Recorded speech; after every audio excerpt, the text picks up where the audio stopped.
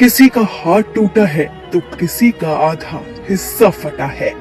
लाल किले के पास एक कार बम धमाका और उजड़ गई 10 जिंदगियां।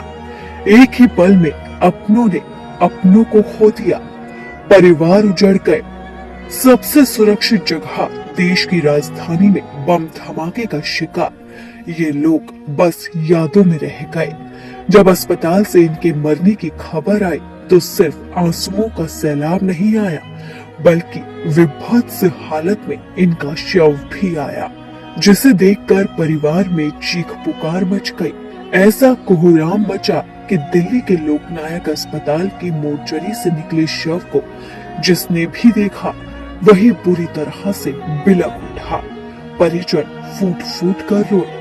लाल किला धमाके में मारे गए मृतक अमर कटारिया की मां और पत्नी का रो रो कर बुरा हाल है। अमर कटारिया दिल्ली के श्रीनिवासपुरी के रहने वाले थे।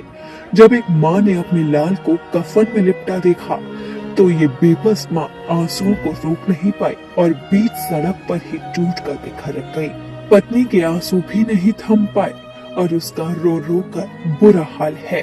वहीं लोकनायक अस्पताल के शवगृह विस्फोट में मारे गए पंकज के शव की शिनाख्त की गई। इसके बाद शव को परिजनों को सौंप दिया गया। पंकज का शव देखकर परिजन गमगीन हो गए। वहीं दिल्ली विस्फोट में मारे गए ओमान का शव भी परिजनों को सौंपा। ओमान का शव देखकर परिजन बिलख पड़े। इस दौरान किसी तरह परिजनों को संभाला गया। इस विस्फोट में मोहसिन के परिजनों का भी रो रो कर बुरा हाल है।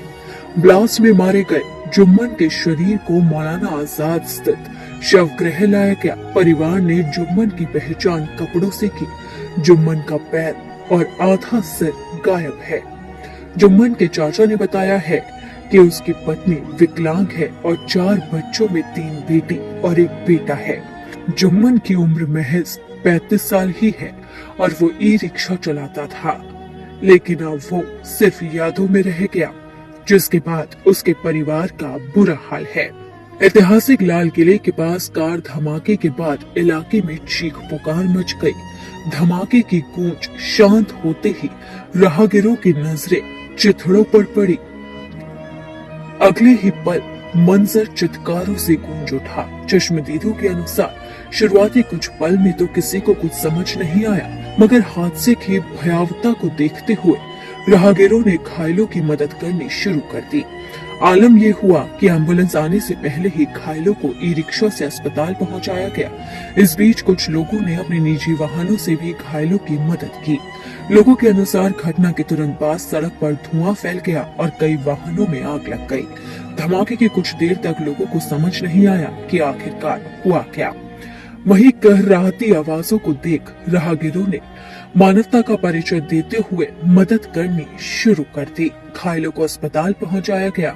हादसे में फंसे लोग एक दूसरे की मदद करते हुए नजर आए, लेकिन इस हादसे में जिन लोगों के परिवार उजड़ गए उनका रो रो कर बुरा हाल है।